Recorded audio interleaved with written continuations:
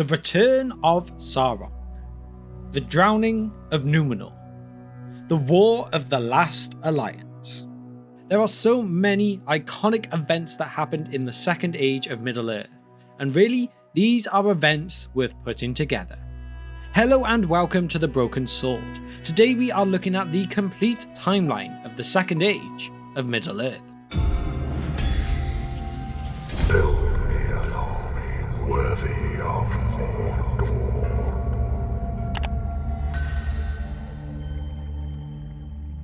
With the Second Age being such an important thing of discussion at the moment, with both Amazon's up-and-coming The Rings of Power TV show, as well as the announcement of the Fall of Numenor book coming out later this year, I thought now would be a great time to revisit the Second Age of Middle-earth in its entirety and give you a brief timeline of some of the key events through those years.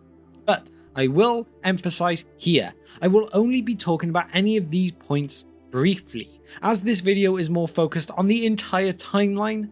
But if there are any of these moments that you would like a video on in way more detail, then please just let me know that down in the comments below, and I will get working on those for you, adding them onto my list of to-do ideas, which is just always ever growing, but I'm always happy to add to it.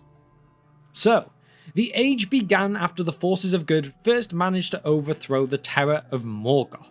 His followers were scattered, but not all were gone for good. We will be looking at the Lord of the Rings Appendix B for our timeline, as we take you through all of the key events from the Second Age of Middle-earth. And so, it is with Appendix B that we will also start by looking at its description of things as the First Age came to an end.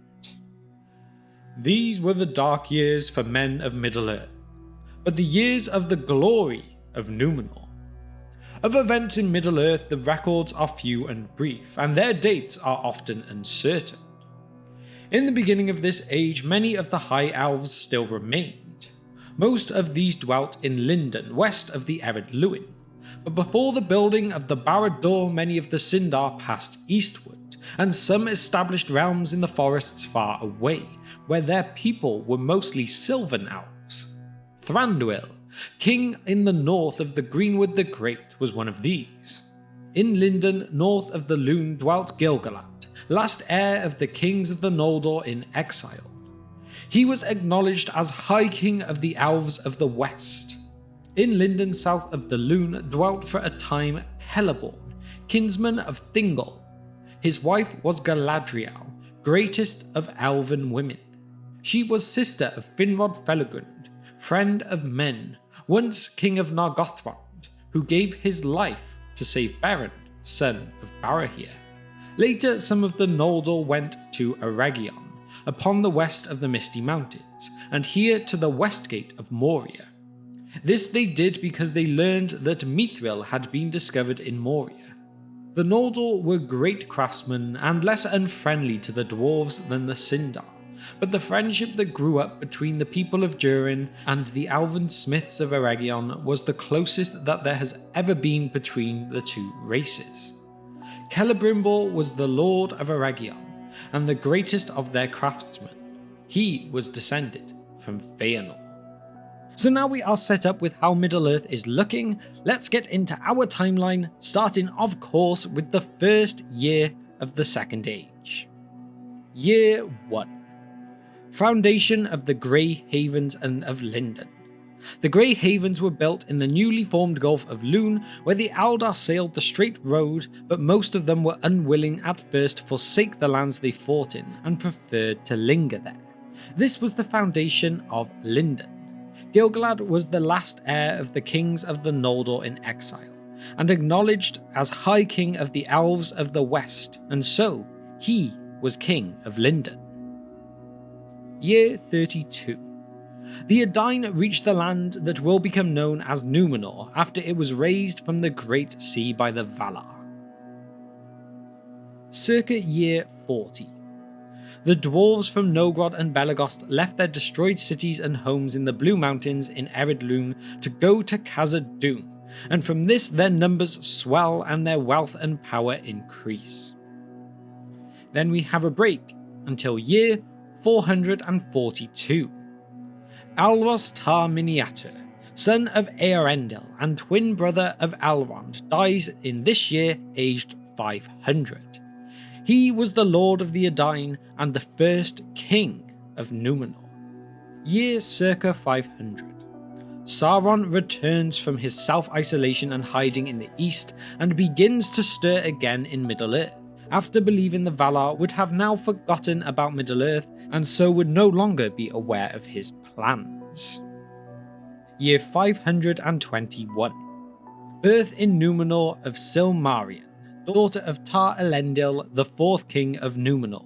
She would marry Elitan of Andúnië, and they would have a son, Valandil, who would become the first lord of Andúnië, which was an important city and port of Numenor.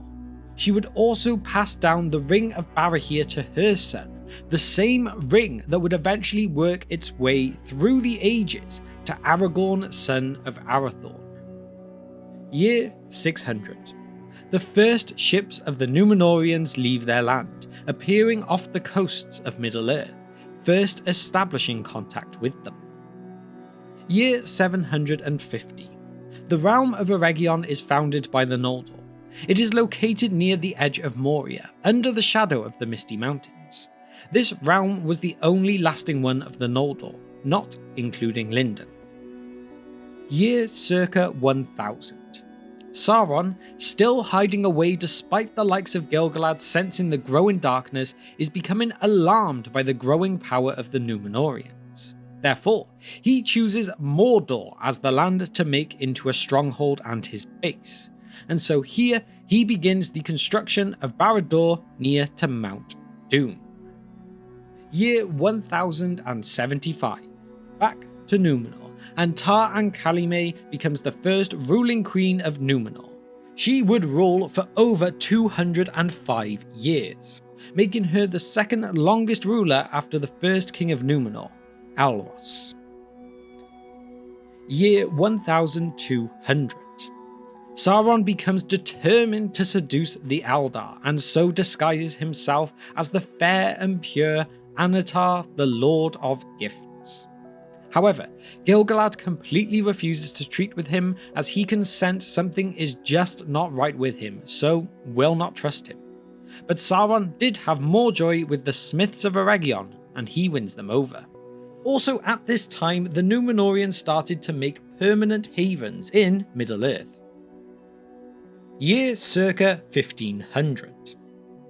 The Elven Smiths, after being instructed by Sauron as Annatar, managed to reach the height of their skill. Annatar then tells them if they forge these rings of power, it will help preserve their new powers and skills, and so they begin the forging of the Rings of Power. Year circa 1590. The three rings are completed under the leadership of Celebrimbor and the Gwaith y Maiadain in Eregion. Year circa 1600. Sauron goes off in secret and forges his own ring in Orodruin, the one ring to rule them all. He transfers a great deal of his own power into this ring, so that it will be more powerful than all others that came before it. He also completes his Tower of Barad-dûr with the help of the power of his new ring. However, Celebrimbor had also forged his own three rings for the elves, and these ones are ones that Sauron had not been able to taint. And so, when Sauron put on his one ring, the elves became aware of his true nature and realized they had been betrayed. But from this point, they hid their rings from Sauron after he had demanded the elves return them to him, for without his knowledge or his abilities, they could not have existed. The elves, of course, refused. Year 1693. It had become unavoidable. The war of the elves and Sauron begins. This will become the Great War between the forces of Sauron and the elves in Eriador, along with all of their allies. Year 1695. Only 2 years on, and Sauron's forces begin their invasion of Eriador. At this time, Gil-galad sends a force commanded by Elrond to reinforce Eregion, while also sending word to Numenor asking for their assistance. Year 1697. 2 more years on, and Eregion has been laid to waste. Ostinedil, the capital city of Eregion, falls, with Celebrimbor himself leading a last desperate defense on the steps of the House of the Maiaday. Celebrimbor is shot multiple times with orc arrows, and some even say that Sauron used Celebrimbor's body as a banner as he turned to face Elrond's host. Elrond retreats with remnants of the Noldor and founds the refuge of Imladris, also known as Rivendell. The dwarves of Khazad-dûm helped some escape as well, but they did more than simply just allow the elves to pass through their realm. They went out against Sauron's armies along with a force of the Galadrim under Amroth, the king of Lorien. Once this battle was over, the gates of Khazad-dûm were shut, and they remained shut until the Fellowship of the Ring managed to reopen them thousands of years later. Year 1699. Sauron's power becomes too much for the elves to withstand, and he overruns Eriador. Year 1700. The king of Numenor, Tar-Minestir, sends his great navy from Numenor to Lindon. The might of this army proves too much for Sauron, and he is defeated. Year 1701. Thanks to the help of the Númenóreans, Sauron is driven out of Eriador and forced back out of the Westlands. Sauron runs back to Mordor with barely a fraction of his force remaining. The Westlands have peace for a long while. Eriador may have been saved, but the realm of Eregion was now no more. Year circa 1800. Now there was some peace, and the Númenóreans begin to establish dominions along the coasts. Sauron, although defeated, was not gone, and he begins to extend his power eastwards this time. The shadow also falls on Numenor. Year 2221. Tar-Atanamir, the 13th king of Numenor, dies, and so his son, Tar-Ancalimon, takes the scepter. This is where rebellion and division begins to surface in Numenor. This is where a great split between their peoples starts. They split into the King's Men, who are the ones in opposition to the ban of the Valar, and then on the other side, the Faithful, who continue to worship the Valar. Around this time too, the Nazgûl begin to first appear in Middle-earth, quickly establishing themselves as the lead servants of Sauron. Year 2280. Umbar, which is a great haven to the south of the lands of Gondor, is made into a great fortress and base of the Númenóreans. They use this as a key point to spread their influence throughout the lands. Year 2350. Pelargir is built by the faithful Númenóreans. This is a great city built on the river Anduin, and would become the main harbour of the realm of Gondor. Year 2899. Ar-Adunakor, son of Tar-Ardamin, takes the scepter of Numenor, becoming its 20th king. He was the first king to break with the tradition of taking their royal names in Quenya, with him taking his title in Andunaic, the language of Numenor. Year 3177. Tar-Palantir now becomes the 24th king of Numenor, and he tries to go back to the faithful way after his father had even banned the speaking of Elvish in their lands. This took Numenor straight on a path towards a civil war. Year 3255. Tar-Palantir only had a daughter, so when his death came in this year, Pharazon usurped the throne and seized the scepter, even taking Tar-Palantir's daughter as his wife against her will. Pharazon begins hearing of Sauron's return and becomes angry. He wishes to claim the title of King of Men, and becomes determined to make Sauron his servant, and so spends the next few years preparing an unstoppable army. Year 3261. His force is now ready, so he sets sail. He lands in Umbar and marches straight towards the lands of Mordor. Year 3262. Sauron's army flees at the sight of Pharazon's, and Sauron realizes he cannot defeat these people with only the might of his army. So Sauron surrenders, with a plan at hand, and so is taken prisoner and back to Numenor. years 3262 through to 3310. Sauron knew he had to defeat this great power from the inside, and so over the years he seduces the king, growing from prisoner to key advisor, and manages to corrupt a large number of the Numenorians, converting them to the worship of darkness, and Sauron himself becoming the high priest of the cult of Malkor. Year 3310.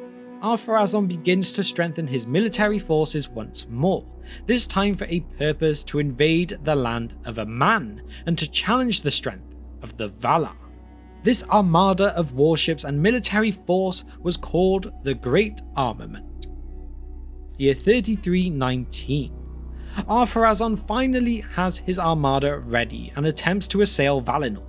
Of course, this is not received well, and even brings about divine punishment from none other than Eru-Ilúvatar. He sinks all the ships in the Great Sea, but not just that, he floods Numenor as well. Some of the faithful, namely Elendil and his sons, escape this catastrophe.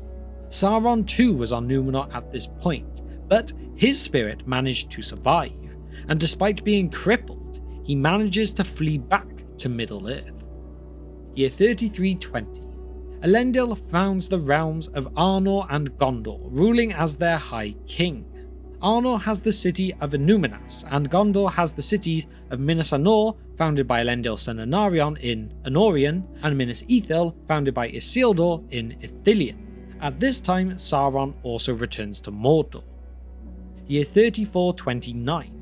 Sauron managed to slowly rebuild some strength and decided now to attack Gondor, as he still considered them his hated enemies.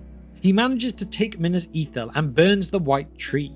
However, Isildur escapes down the Anduin and goes to Elendil in the north, whereas Anarion stays to defend Minas Anor and Osgiliath. Year 3430. In response to the attack, the last alliance of elves and men is formed. This is formed by Elendil and Gil-galad for the sole purpose of destroying the Dark Lord Sauron once and for all. Year 3431. Gil-galad and Elendil have their forces meet at Amon-Sul and then march east to Imladris to make their final preparations for battle. Year 3434. After 3 years of forging armour and preparing their plans, the host of the Last Alliance crosses the Misty Mountains at several points. The Battle of Dagorlad begins, and the forces of Sauron are defeated, and so the Siege of Barad-dûr begins. Year 3440. The siege is still ongoing, with Sauron holding strong, but in its 6th year, the son of Elendil, Anarion, is slain by a thrown rock. Year 3441. The next year, Sauron finally appears from his tower to make one final stand. However, he is overthrown by Elendil and Gil-galad, who also perish in their fight. With Sauron defeated, Isildur cuts and takes the One Ring from Sauron. With this, Sauron passes away. The Ringwraiths go back into the shadows, and the Second Age comes to an end. And so that is where our timeline of the Second Age of Middle-earth comes to an end. I really hope you all enjoyed it, and I hope you liked this style of video too. Maybe I could do the same thing for the other ages in Middle-earth if you did enjoy it. If you'd like to see that, let me know that down in the comments below. But anyway, with the Rings of Power not too far away now, I wonder how much of this we will really get to see. After all, they say this is really what they have the rights to, so these are the main points they have to stick to, and then it's just all those gaps in the middle that they are potentially filling out. And I will admit, there are lots of gaps there for them to potentially be adding stuff. Good stuff, bad stuff, just stuff. I do wonder how much they will get right, or how much that they will just butcher. Just imagine though, all those scenes in Numenor, or with Celebrimbor and Anatar, or the Battle of Dagorlad being in greater detail, it could be epic. But either way, we don't have too long to wait now either. So with that, I will draw this video to the end and bring you towards my question of the day, which is, if it was up to you, Which part of the timeline would you like to see adapted on screen the most? Which part of this timeline is impossible to exclude? Which one will you definitely be checking out when it comes on the show? Basically, which part would be too unforgivable to miss out? Let me know all of your thoughts and opinions on this in the comment section below. And now it is time to shout out our patrons. You guys are the ones letting us be able to make our short film in the background of all things, and I really cannot thank you enough. First, we have our Divine Power tier members of Kevin and Abram, you are both awesome. Then we have our Fire Demon tier members of Nashith, Denver Steel, and Gregory, you are incredible. And then we also have John, Andrew, and Jennifer as the Wizard Staff tier members. Every single one of you is a true legend of the Brohirrim. Finally, if you have managed to reach the very end of this video with me today and you have enjoyed what you've seen, then please consider hitting that subscribe button with all notifications ticked, as well as dropping a like on the video and maybe even give it a share somewhere if you really want to. So with that, thank you for your time today, and I will see you next time on The Broken Sword.